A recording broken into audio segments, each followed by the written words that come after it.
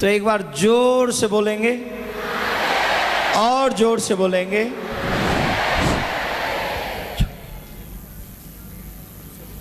ओम तत्सम योरावृणीमहे गातुं यज्ञाय गातुं यज्ञपते दैवी स्वस्तिरस्तु न स्वस्तिर्मानुषेभ्यः ऊर्ध्वं जिगातु भेषजं शन्नो अस्तिद्विपदे सञ्चतुष्पदे। ओम शांति शांति शांति। श्रीलक्ष्मीरमणं पराङ्कुशमुनिं श्रीभाष्यकारं गुरुं श्रीकाञ्ची प्रतिवादिभीकरगुरुं श्रीस्वाम्यनन्तं वरं विश्वक्सेनेतीन्द्रधीशमुनिं श्रीरामकृष्णाङ्घ्रिपं नत्वा नौमि निजं गुरुं यतिवरं श्रीरामनारायणम्। अस्मदग्रजवर्यश्री रामानन्दो जगद्गुरुः रामभद्रवरः श्रीमान् अध्यक्षः नितरां वरः। श्रीश्यामशरणो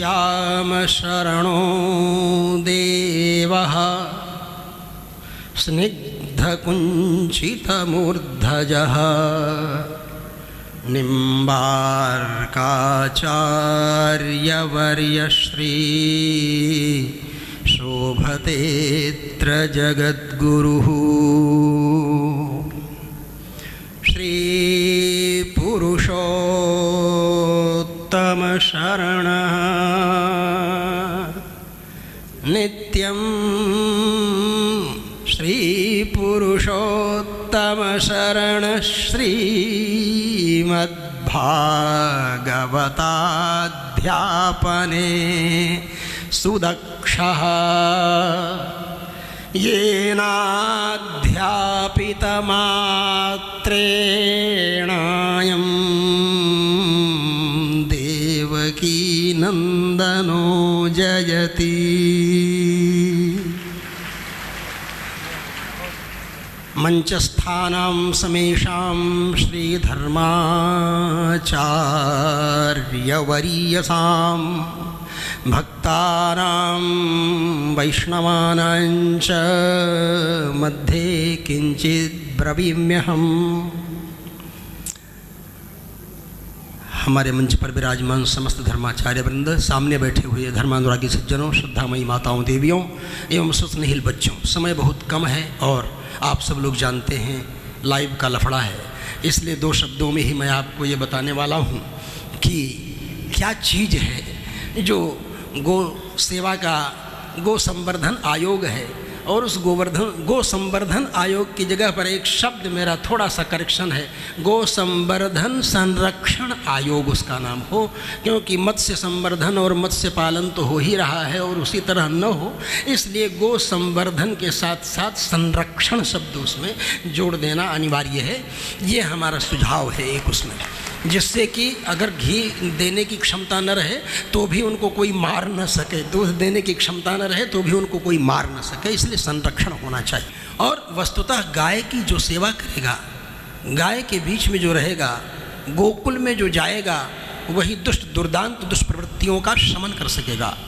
दुष्टों से भयभीत या कंस से भयभीत समझ लो। भगवान श्री कृष्ण ने देखा पितृष्टिकमल श्री वसुदेव जी से कहा, यदि कंसाद विभेषित्वम तर्हि माम गोकुलम नय, गवाम कुलम माम नय गोकुलम नय। गायों का कुल है, उस कुल में हमको तुम ले चलो। इसलिए उन्होंने महत्व प्रदर्शित किया। और इतना ही नहीं, और तो बात जाने दो, अगर विरोधी भी कोई स्वीकार करता हो, जिसको दुनिया बड़े भारी पापी के रूप में जानती है, हालांकि उतना बड़ा पापी वो नहीं था, मैं पंडित रावण की बात कर रहा हूँ। आप कहेंगे स्वामी जी आप पंडित रावण बोलते हैं, हमने कहा आप जिनको पंडित जी कह करके प्रणाम करते हो, सारे पंडित जी उसी पंडित रावण की रचना का पाठ करते हैं। जटा कटाह संभ्रम भ्रमण निलिम पंदिर्झरी विलोल बीच वल्लरी विराजमान मूर्धनि धगत धगत धगत ज्वलल ललाट पट्ट पावके किशोर चंद्रशेखरे रति प्रतिक्षणम मम। तो उस पंडित रावण की रचना पर सब लोग करते हैं, लेकिन उसका पतन क्यों हुआ, कैसे हुआ? जो भारतीय धर्म है, मातृदेवो भव सबसे पहले कहा गया, और अपना हम पर द्रव्येश लोष्ठवत के साथ पर स्त्री में मातृ भावना रखें और वहाँ वह अपराध किया, माँ को ही भोग सामग्री बनाने का प्रयास करना चाहा, इसलिए उसका पतन हो गया। पर स्त्री गमन उसके पतन का मूल कारण हो गया। नहीं तो अग्निहोत्रम च वेदाश्च राक्षसानाम गृहे गृहे, राक्षसों के घर में अग्निहोत्र हो रहा है, वेद हो रहा है, वो बिना गोघृत के अग्निहोत्र होगा कैसे? अग्निहोत्र में पत्नी ही आज्ञावेक्षण करेगी। इसलिए रावण ने सर्वप्रथम जिस समय विभीषण ने समझाना प्रारंभ किया रावण को, और उस समय मेघनाद ने कुछ इंटरफेयर किया, तो उस समय कहा सचापि वध्य यहानयत्वाम, वह भी वध्य है जो तुमको इस सभा में ले आया मेघनाद। महर्षि वाल्मीकि के शब्दों में देखें तो हमें स्पष्ट प्रतीत होता है। और उसी प्रसंग में रावण ने कहा है विद्यते गोसु संपन्नम, विद्यते ब्राह्मणे तपः, विद्यते स्त्रीषु चापल्यम, विद्यते ज्ञातितो भयम। उस समय कहा है कि ज्ञातितो भयम विद्यते, पटीदार में भय होता है। तो वहाँ पर उसने गोसु संपन्नम सबसे पहले कहा। गायों की संपन्नता को रावण भी स्वीकार करता है। जहाँ गाय रहेगी वहाँ संपन्नता रहेगी, ब्राह्मण में तपस्या रहेगी, स्त्रियों में चपलता चंचलता रहेगी। विद्यते स्त्रीषु चापल्यम और विद्यते ज्ञातितो भयम, पटीदार से भय तो रहेगा ही रहेगा।